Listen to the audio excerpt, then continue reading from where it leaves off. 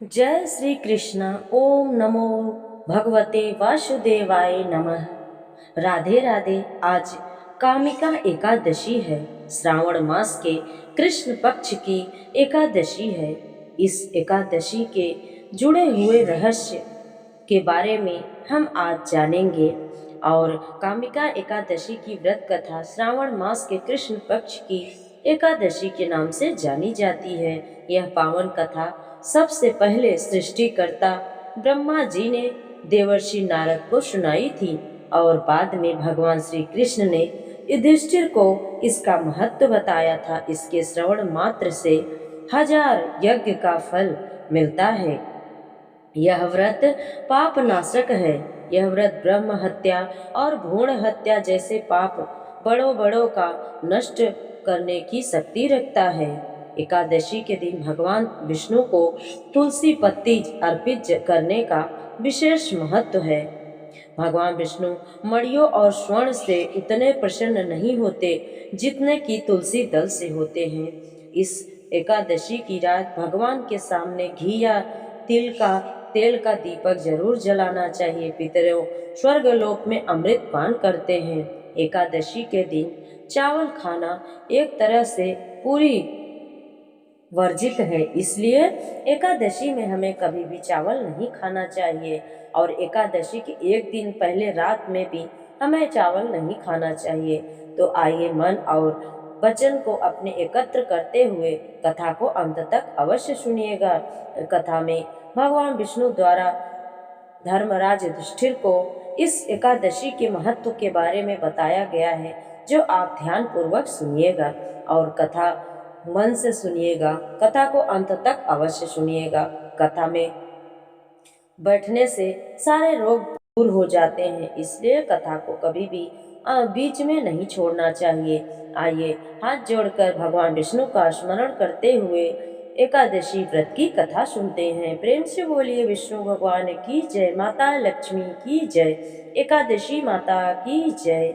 एक बार अर्जुन ने कहा, हे प्रभु, मैंने आषाढ़ मास के शुक्ल पक्ष की देवशयनी एकादशी का सुविस्तार वर्णन सुना है। अब आप मुझे श्रावण मास के कृष्ण पक्ष की एकादशी की कथा सुनाने की कृपा करें। इस एकादशी का नाम क्या है, इसकी विधि क्या है और इसमें किस देवता का पूजा होता है? इसका उपवास करने से मनुष्य को किस फल की प्राप्ति होती है? भगवान श्री कृष्ण ने कहा, हे श्रेष्ठ धनुधर, मैं श्रावण माह की पवित्र एकादशी की कथा सुनाता हूँ। ध्यान पूर्वक आप श्रवण करो।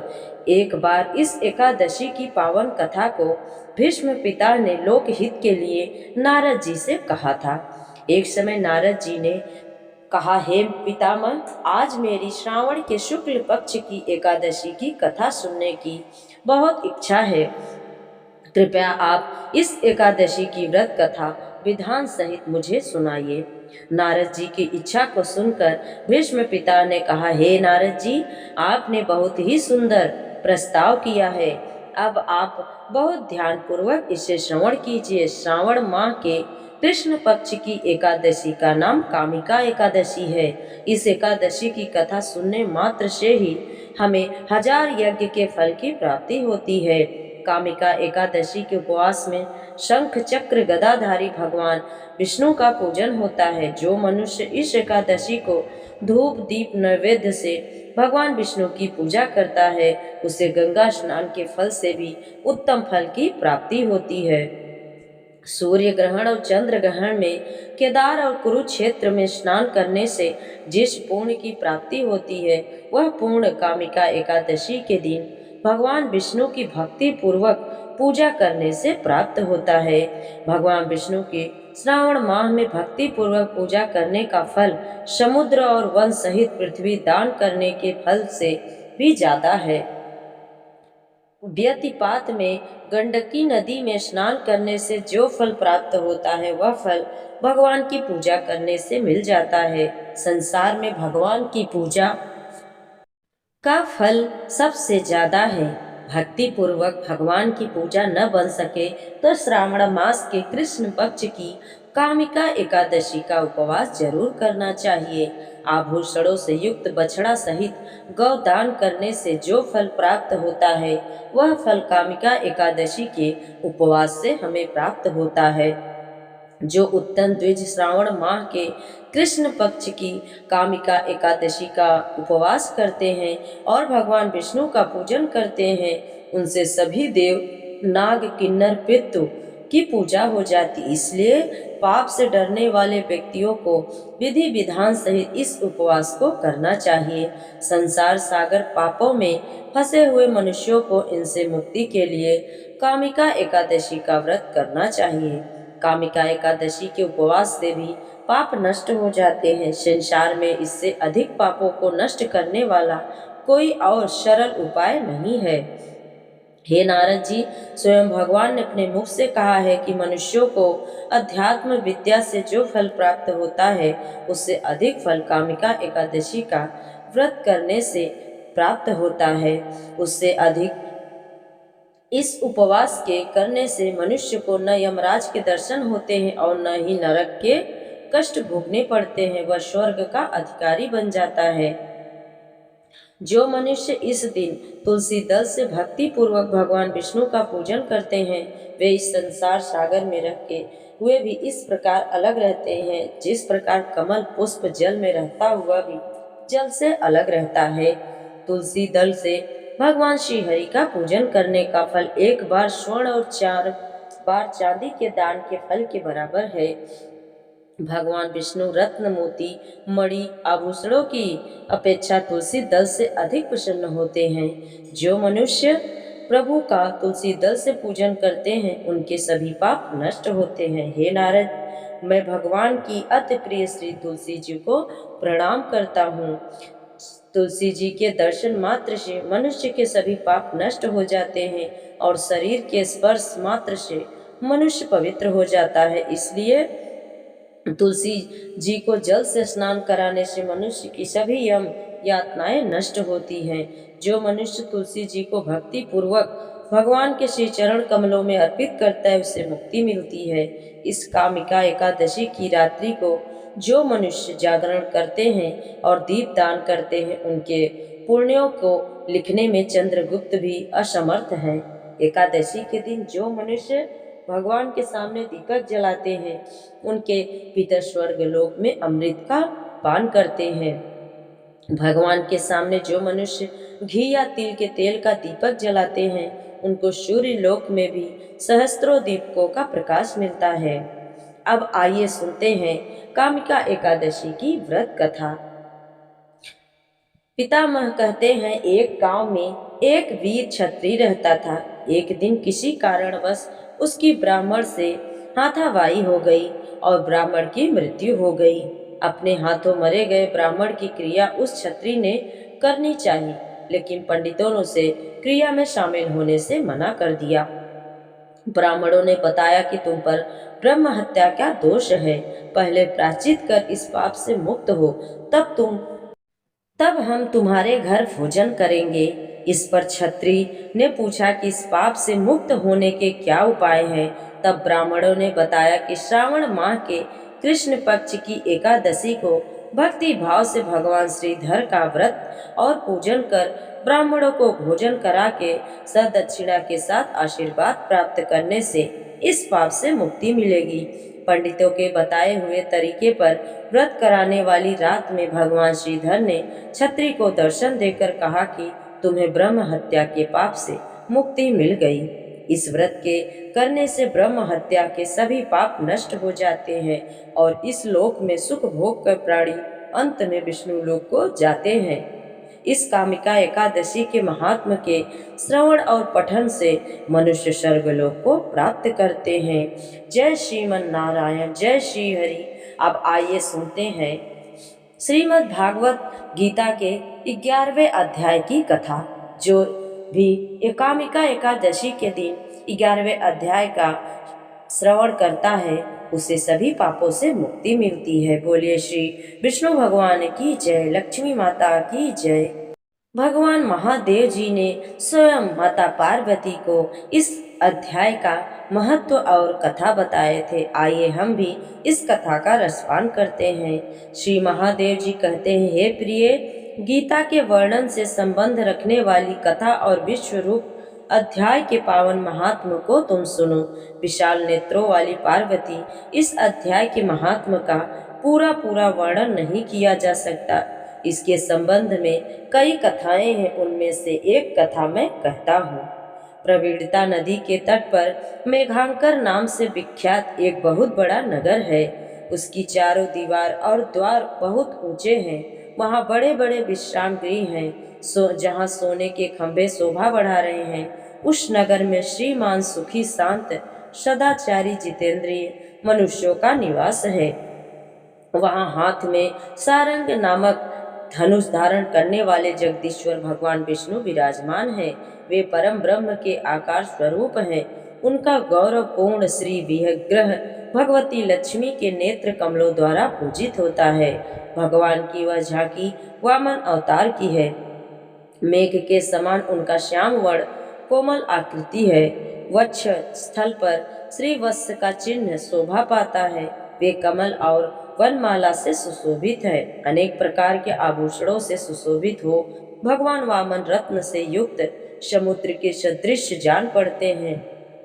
पीतांबर से उनके श्याम विग्रह की क्रांति ऐसी प्रतीत होती है मानो चमकती हुई बिजली से घिरा हुआ मेघ शोभा हो रहा हो। उन भगवान वामन का दर्शन करने जीव जन्म और संसार के बंधन से मुक्त हो जाता है।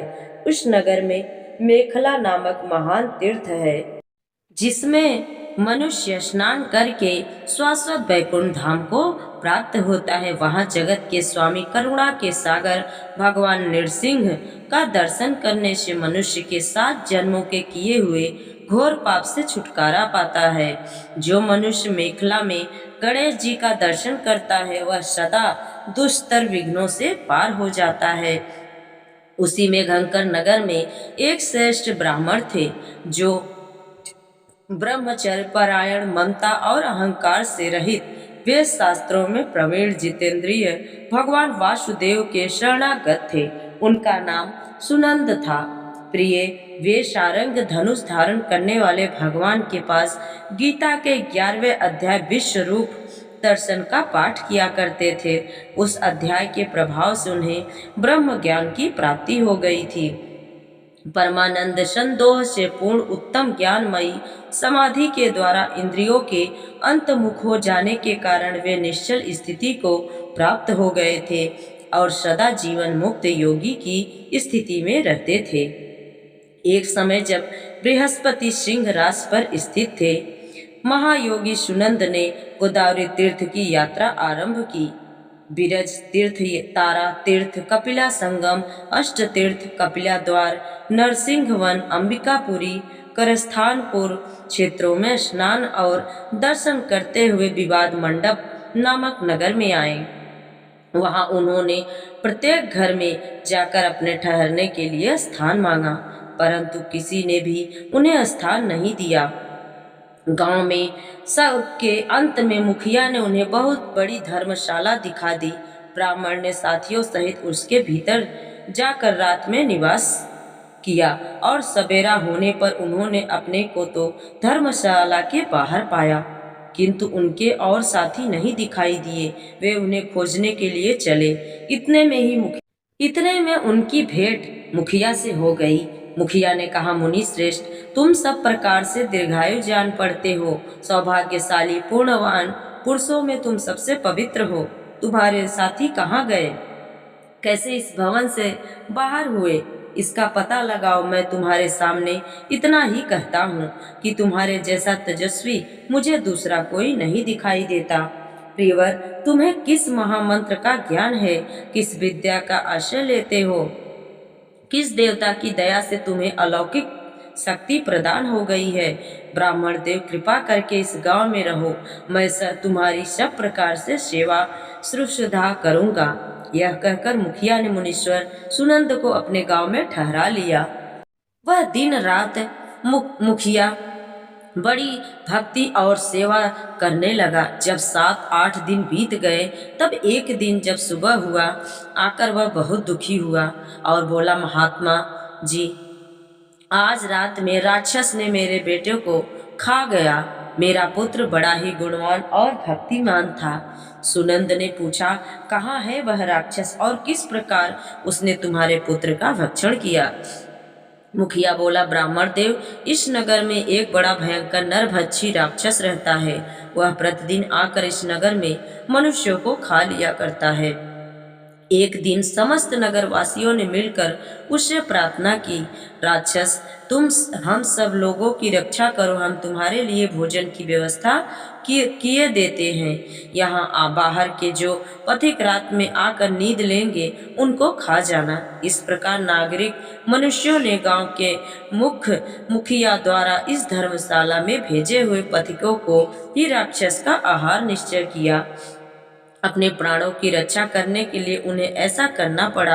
आप भी अन्य राहगीरों के साथ इस घर में आकर सोए थे, लेकिन राक्षस ने उन सबको तो खा लिया, केवल तुम्हें छोड़ दिया।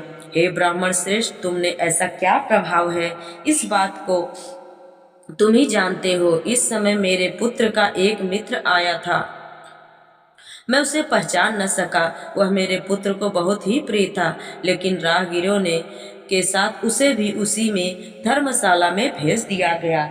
मेरे पुत्र ने जब सुना कि मेरा मित्र भी उसमें प्रवेश कर गया, तो वह उसे वहां से ले आने के लिए गया, लेकिन राक्षस ने उसे भी खा लिया।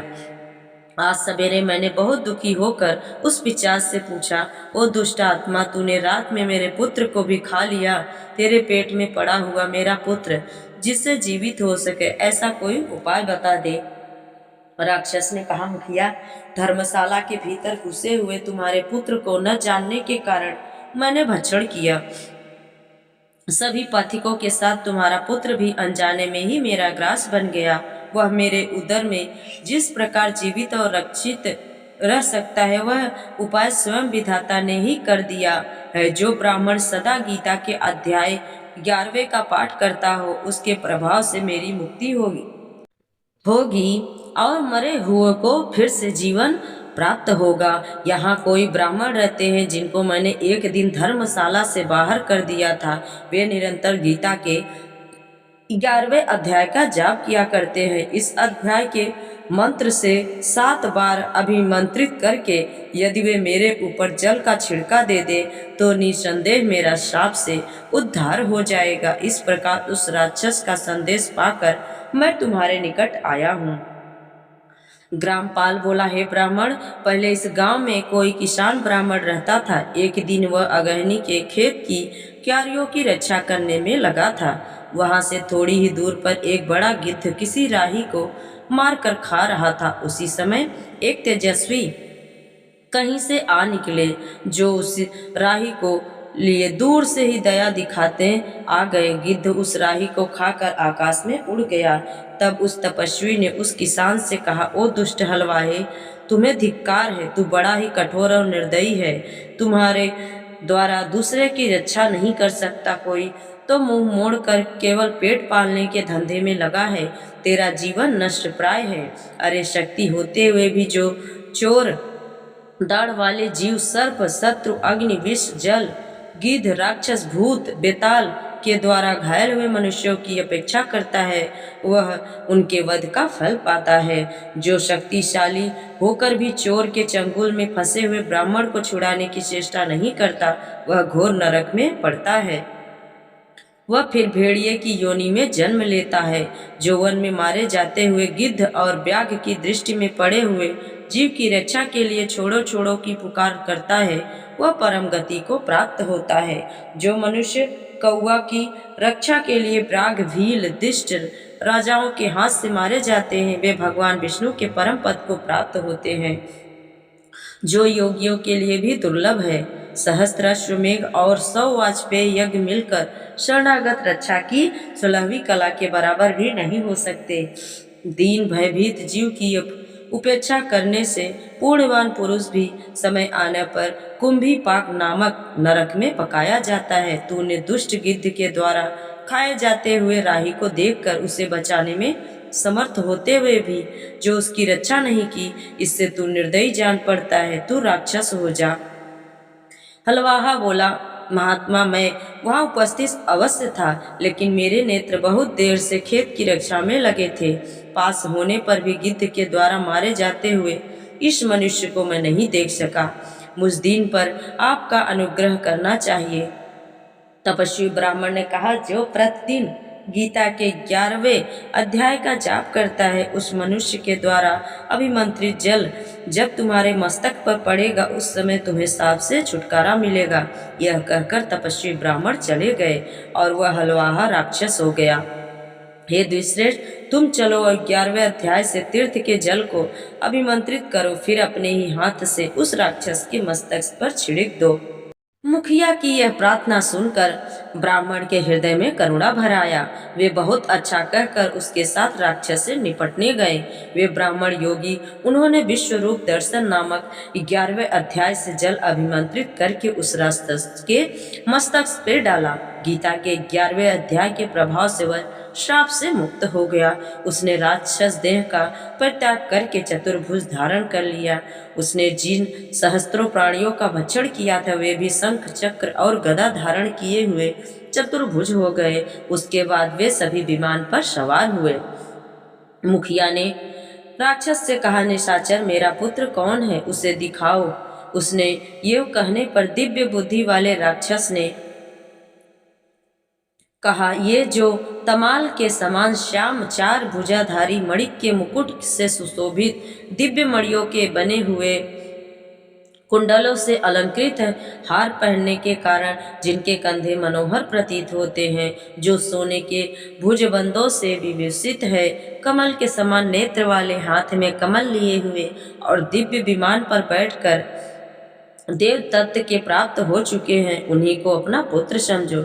यह सुनकर मुखिया ने उसी रूप में अपने पुत्र को देखा और उसे अपने घर ले जाना चाहा। यह देख उसका पुत्र हंस पड़ा और इस प्रकार कहने लगा।